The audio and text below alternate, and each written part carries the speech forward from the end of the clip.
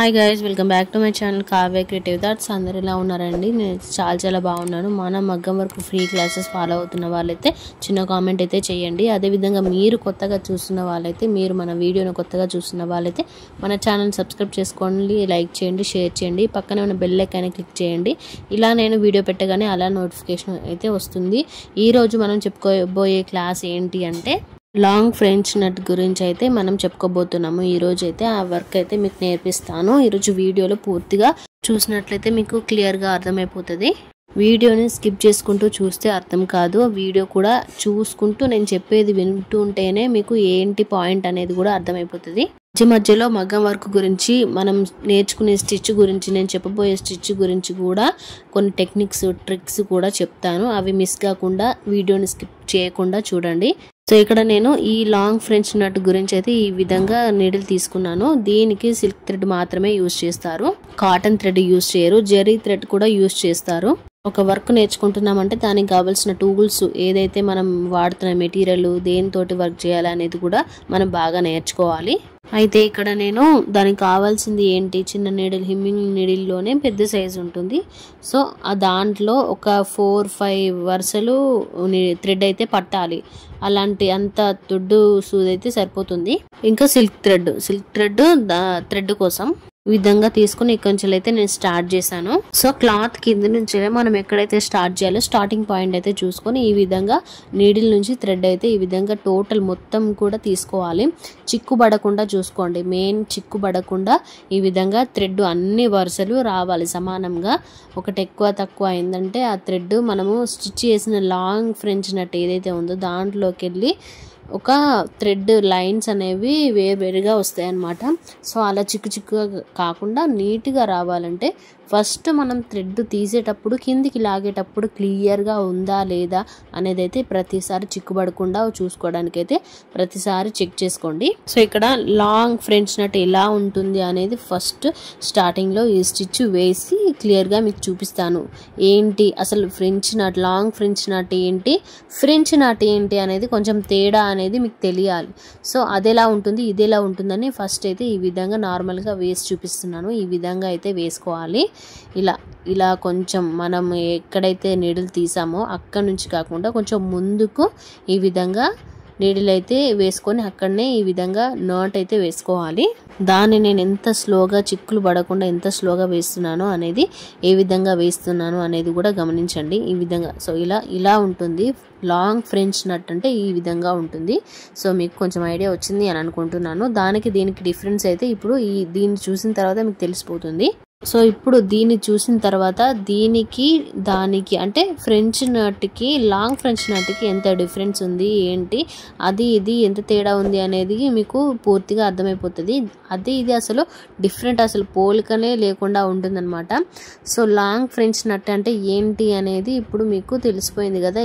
Customers select చేసుకున్న డిజైన్స్లో ఇలాంటి designs ఉంటాయి. ఇది లాంగ్ ఫ్రెంచ్ నట్ అని కూడా, ఈ విధంగా ఫ్రెంచ్ నట్ అని కూడా, రింగ్ నాట్ అని కూడా ఈ విధంగా మీరు ఐడెంటిఫై చేయగలుగుతారు. ఫస్ట్ అయితే ఇది ఎలా వేస్తున్నాను ఏంటి అనేది ఒకసారి అయితే గమనించండి. దీన్ని థ్రెడ్ అంటే నీడిల్ నుంచి బయటికి ఎలా తీస్తున్నాను, అదేవిధంగా థ్రెడ్ ఎలా నీడిల్కి వేసి ఈ విధంగా కిందికి లాగుతున్నాను అనేది ఒకసారి గమనించండి. నేను ఇక్కడ ఇంకొక లాంగ్ ఫ్రెంచ్ నట్ అయితే ఇక్కడ స్టార్ట్ చేస్తాను పక్కన. ఈ విధంగా 2 ఫ్రెంచ్ నట్ వేసాను కదా, వీటికి చూసారా ఎంత నీట్గా వచ్చిందో. మధ్యలో థ్రెడ్ కూడా డిస్టర్బెన్స్ కాకుండా, మిస్టేక్ కాకుండా ఈ విధంగా సపరేట్ థ్రెడ్స్ అయితే మిస్ కాకుండా పైనకి రావద్దు. ఎన్ని వరుసలు థ్రెడ్స్ ఉన్నాయో అన్ని వరుసలు నీట్గా ఈ విధంగా రావాలి. ఇప్పుడు ఇక్కడ నీడిల్ తీసాను కదా, ఇదంతా కూడా థ్రెడ్ అంతా కూడా నీట్గా వచ్చిందా వస్తలేదా అనేది మొత్తం కూడా చెక్ చేసుకొని ఈ విధంగా ఒక్క రౌండ్ మాత్రమే తిప్పి ఈ విధంగా మనం ఎక్కడైతే నీడిల్ తీసామో దానికంటే ఒక 1/2 ఇంచు, 1/4 ఇంచు డిఫరెన్స్లో గ్యాప్లో ఈ విధంగా నీడిల్ అయితే గుచ్చి కిందికి దారాన్ని తీసుకుంటూ లెఫ్ట్ హ్యాండ్తో నేను ఏ విధంగా థ్రెడ్ని హోల్డ్ చేస్తున్నాను అనేది ఇక్కడ క్లియర్గా కనిపిస్తుంది మీకు. సేమ్ అదే విధంగా అదే ప్రాసెస్లో చెయ్యండి. సో ఇక్కడ వేలుతో ఆపుతున్నాను కదా, సో అది గమనించండి. ఫస్ట్ నేర్చుకునే వాళ్ళకు ఇది హెల్ప్ అవుతుంది. ఈ పద్ధతి ఇలా వేలు పట్టి థ్రెడ్ని ఆపుకుంటూ కిందికి స్లోగా లాగారంటే కరెక్ట్గా మీకు స్టిచ్ అనేది పడుతుంది, ముడి అనేది కరెక్ట్గా పడుతుంది. సో అది చిక్కు పడకుండా మీకు ఈ విధంగా ఈ పద్ధతిలో ట్రై చేశారంటే కరెక్ట్గా అర్థమైపోతుంది. స్టిచ్ ఫస్ట్ ఒక పని నేర్చుకున్నామంటే అది ఏంటి, ఏ విధంగా చేయాలి అనేది అర్థం అవ్వడానికి కొంచెం టైం పడుతుంది. అది అర్థమైన తర్వాత మనం ఫ్రీగా అదైతే పని అయితే చేసుకోవచ్చు. సో ఇది కూడా అంతే అనమాట. మనం ఈ స్టిచ్ నేర్చుకోవడానికి ఇది ఎలా కుట్టాలి ఏంటి అనే కంప్లీట్ ప్రాసెస్ అయితే మీకు అర్థం కావడానికి ఈ విధంగా ఈ పద్ధతిలో మీకు క్లియర్గా చూపిస్తున్నాను. సో ఇక్కడ నేను 2 రౌండ్స్ అయితే నీడిల్కి వేసాను. ఇప్పుడు ఇంతకుముందు 1 రౌండే వేసాను కదా, ఇప్పుడు 2 రౌండ్స్ వేసి ఇంకొక పద్ధతిలో చూపిస్తాను చూడండి. అయితే ఇక్కడ నేను ఇలా వేసిన తర్వాత 2 రౌండ్స్ వేసిన తర్వాత ఈ విధంగా లెఫ్ట్ హ్యాండ్తో థ్రెడ్ అయితే హోల్డ్ చేసుకుంటూ స్లోగా కింది వైపున ఉన్నాను, స్లోగా లాగుతున్నాను. పైన చిక్కుపడకుండా దారాన్ని ఈ విధంగా పట్టుకుంటున్నాను. పట్టుకొని స్లోగా ఈ విధంగా స్లోగా లాగుతూ ఈ విధంగా నేను చేస్తున్నాను. దగ్గరకు వచ్చిన తర్వాత వేలు పెట్టకుండా ఎలా హోల్డ్ చేశాను, సో అలా రావాలన్నమాట మీకు వర్క్ అనేది. ఫస్ట్ నేర్చుకునేటప్పుడు వేలు పెట్టి ఆపండి థ్రెడ్ చిక్కుపడకుండా. సెకండ్ ఈ విధంగా రివర్స్లో నేను కుట్టి చూపిస్తున్నాను కదా, కొంచెం అది ఎలా వేయాలో అర్థం అయిన తర్వాత సెకండ్ మెథడ్ ఏదైతే చూపిస్తున్నానో సేమ్ అదే పద్ధతిలో మీరు ట్రై చేయండి. అలా వచ్చిన తర్వాత ఫస్ట్ పద్ధతి ట్రై చేసిన తర్వాత మీకు అర్థమైన తర్వాత ఇలా ట్రై చేయండి, అప్పుడు క్లియర్గా ఉంటుంది. కానీ లెఫ్ట్ హ్యాండ్తో థ్రెడ్ హోల్డ్ చేయడం మాత్రం మోస్ట్ ఇంపార్టెంట్. ఇది ఒక్కటి మీరు గుర్తుకు పెట్టుకోవాలి. ప్రతి స్టిచ్కి లెఫ్ట్ హ్యాండ్తో థ్రెడ్ హోల్డ్ చేస్తూనే ఉండాలి. లేదు వదిలేసారనుకోండి మీకు ఆ స్టిచ్ అనేది ఎంత ట్రై చేసినా రాదు, మీ కష్టం అంతా వేస్ట్ అయిపోతుంది. అప్పుడు అనుకుంటారు ఎందుకు వస్తలేదు అని చెప్పి చాలా బాగా ఆలోచిస్తూ ఉంటారు. సో దాంట్లో ఉన్న టెక్నికే మీరు వదిలేస్తే ఎలా వస్తుంది అది. సో ఈ టెక్నిక్ అయితే బాగా గుర్తుపెట్టుకొని లెఫ్ట్ హ్యాండ్తో థ్రెడ్ని హోల్డ్ చేసుకుంటూ నెమ్మదిగా స్లోగా కింది వైపు దారాన్ని కిందికి స్లోగా లాగాలి, అప్పుడైతే కరెక్ట్గా పడుతుంది. సో ఇక్కడ మళ్ళీ ఒకసారి వేసి చూపిస్తాను థర్డ్ది.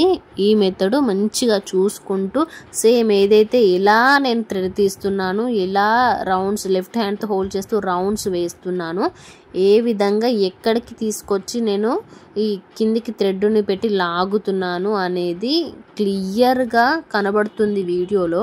దాన్ని క్లియర్గా మీరు అదే చూసుకుంటూ సేమ్ అదే ప్రాసెస్ని ట్రై చేయండి. ఇది కాకుండా మీరు ఏదైనా మిస్టేక్ చేశారో అది రాదు. అండ్ అదేవిధంగా మనము స్టిచ్ చేసేటప్పుడు అంటే మగ్గం వర్క్లో ప్రతి ఒక్క స్టిచ్ ఏదైనా కూడా మనం మగ్గం వర్క్ చేస్తున్నాము అంటే ఫ్రేమ్ ఎంత ఇంపార్టెంట్, నీడిల్ ఎంత ఇంపార్టెంటో అదే విధంగా క్లాత్ ఫిట్గా టైట్గా ఉండడం కూడా చాలా ఇంపార్టెంట్. టైట్గా క్లాత్ అనేది టైట్గా ఫిట్గా ఉంటేనే మనకు వర్క్ అనేది ఏ డిస్టర్బెన్స్ లేకుండా క్లియర్గా ముడతలు పడకుండా థ్రెడ్ మిస్ కాకుండా నీడిల్ మిస్ కాకుండా క్లియర్గా వస్తాయన్నమాట. సో ఇక్కడ చూసారా ఇంతకుముందు వేసిన వాటికి లాంగ్ ఫ్రెంచ్ నట్ స్టిచెస్ ఎలా కనిపిస్తున్నాయి, ఒక చిన్న బూటా టైప్ ఆఫ్ స్టిచ్ లాగా కనిపిస్తున్నాయి, చిన్న ఫ్లవర్ టైప్ లాగా కనిపిస్తున్నాయి. సో ఈ విధంగా వేసుకోవాలి. రివర్స్లో వచ్చినప్పుడు ఏ పద్ధతి చూపించాను, అటు ముందు సైడ్ లాంగ్ వేసినప్పుడు ఎలా చూపించాను, 2 పద్ధతులు 2 మెథడ్స్ అయితే చూపించాను. అవి బాగా గుర్తుపెట్టుకోండి. నేర్చుకునే పద్ధతి ఏంటి, వేసే పద్ధతి ఏంటి, అసలు వర్క్ చేసేటప్పుడు మగ్గం వర్క్ బ్లౌజ్ వర్క్ చేసేటప్పుడు ఎలాంటి పద్ధతి యూజ్ చేయాలి అనేది కూడా 2 మెథడ్స్ అనేది మీకు చూపించాను. అవి 2 బాగా గుర్తుపెట్టుకొని అవి 2 పద్ధతిలో మీరు బాగా ప్రాక్టీస్ చేశారంటే మీకు ఇంకొకటి చెప్పాల్సిన అవసరమే లేదు. ఎంత క్లియర్గా అంటే అంత నీట్గా మీకు వర్క్ అనేది చేతికి వచ్చేస్తుంది. సో ఇక నేను సెకండ్ వేసిన మెథడే మళ్ళీ ఒకసారి వేసి చూపిస్తాను, క్లియర్గా ఉంటుంది. సో ఈ విధంగా తీసిన తర్వాత లెఫ్ట్ హ్యాండ్తో ఇలా థ్రెడ్ తీసుకొని నీడిల్కి 2 రౌండ్స్ ఈ విధంగా వేసిన తర్వాత కింది మనం ఎక్కడైతే నీడిల్ తీసామో అక్కడ కాకుండా కొంచెం ముందుకు ఈ విధంగా వేయాలి. వేసిన తర్వాత అక్కడ నుంచి కిందికి మొత్తం సోది మొత్తం కూడా లోపల కిందికి అనేసి విధంగా చిన్నగా కిందికి మెల్లిగా స్లోగా లాగాలి. ఇక్కడ ఒక 2 రౌండ్స్ కనిపిస్తున్నాయి కదా, ఆ హోల్స్ అనేవి ఆ రౌండ్స్ అనేవి పోకుండా లెఫ్ట్ హ్యాండ్తో ఈ విధంగా థ్రెడ్ అనేది హోల్డ్ చేసుకుంటూ దాన్ని ఈ విధంగా ఒక రౌండ్ రింగ్ లాగా వస్తుంది కదా, ఈ విధంగా వస్తుంది కదా, దీన్ని ఈ థ్రెడ్ని టైట్గా ఈ విధంగా అనాలి, బిగించుకుంటూ స్లోగా థ్రెడ్ని కిందికి అనాలి. అప్పుడు చూసారా ఈ విధంగా క్లియర్గా నీట్గా పడిపోతుంది. సో ఇలా వేసుకోవాలి. ఇంకా కూడా మీకు అర్థం కాకుంటే, కొంచెం ఏదైనా డౌట్ ఉంటే మళ్ళీ ఒకసారి వేసి చూపిస్తాను, చూడండి ఒకసారి క్లియర్గా. అసలు వీడియో చూస్తేనే క్లియర్గా అర్థమైపోతుంది. సో దీంట్లో ఏదైతే మనం చెప్పుకున్నామో ఆ టెక్నిక్ అయితే ప్రతిసారి ప్రతి స్టిచ్కి యూజ్ చేస్తూనే ఉండాలి.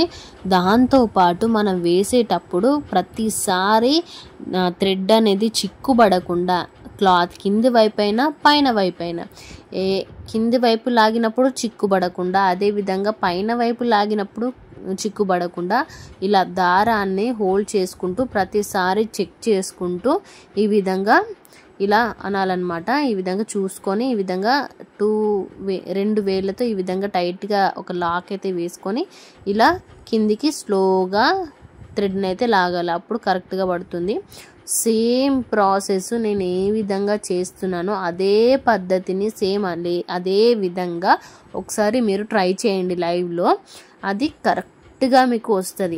దీంట్లో నేను చేసే దాంట్లో ఏది కూడా మిస్ అయినా కూడా మీకు ఆ స్టిచ్ అనేది రాదు. సో నేను వీడియోలో కూడా చూపిస్తున్నప్పుడు కూడా ప్రతిసారి అదే టెక్నిక్ని ఇలా యూజ్ చేస్తూ చూపిస్తూ క్లియర్గా స్టిచ్ అనేది వేస్తున్నాను. లెఫ్ట్ హ్యాండ్తో థ్రెడ్ హోల్డ్ చేయడం మాత్రం వదిలేయట్లేదు. సో ఇలా చేసుకుంటూ మీరు వెళ్ళారంటే క్లియర్గా వచ్చేస్తుంది. దీంతో ఈ లాంగ్ ఫ్రెంచ్ నట్తో ఫ్లవర్ డిజైనే క్రియేట్ చేయవచ్చు.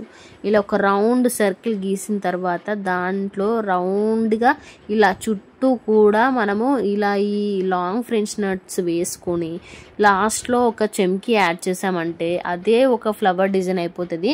వేరే సపరేట్గా మనం ఫ్లవర్ అనేది క్రియేట్ చేయాల్సిన అవసరమే లేదు. సో ఈ విధంగా వీటిని ఈ స్టిచెస్ గనక మనం మగ్గం వర్క్ డిజైన్లో యూజ్ చేసామంటే వాటికి ఎక్కువ డబ్బులు మనం తీసుకోవచ్చు. వీటిని ఇలాంటి వర్క్స్ ఉన్న డిజైన్స్ని బ్రైడల్ వర్క్స్ అంటారు.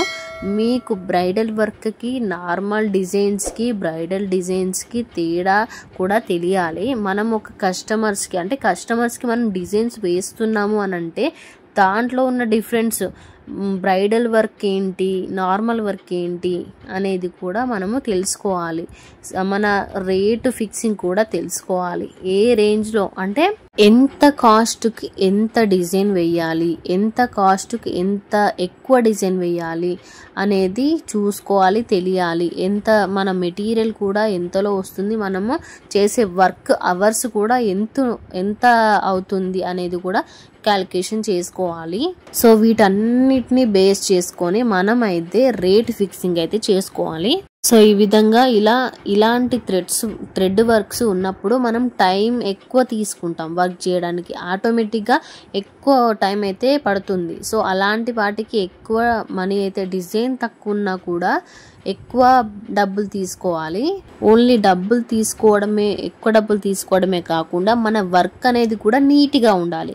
సో ఇంత కష్టపడి ఇంత వర్క్ చేసి థ్రెడ్ వర్క్స్ ఇలాంటి వర్క్స్ చేసి నీట్గా ఉండకపోతే వాటికి అంత కాస్ట్ పెట్టి కూడా వేస్టే అవుతుంది కదా, కస్టమర్ కూడా లాస్ అవుతారు కదా. సో అది కూడా చూసుకోండి. ఇలా మనం వేసే డిజైన్ చూసే వాళ్ళకు నీట్గా కనిపించాలి. అదేవిధంగా మనకు వచ్చే కస్టమర్స్కి కూడా సాటిస్ఫాక్షన్గా మంచిగా ఉంది, అందంగా నీట్గా ఉంది, ఇంత డబ్బులు పెట్టొచ్చు, రీజనబుల్ ప్రైస్ అన్నట్టుగా ఉండాలి.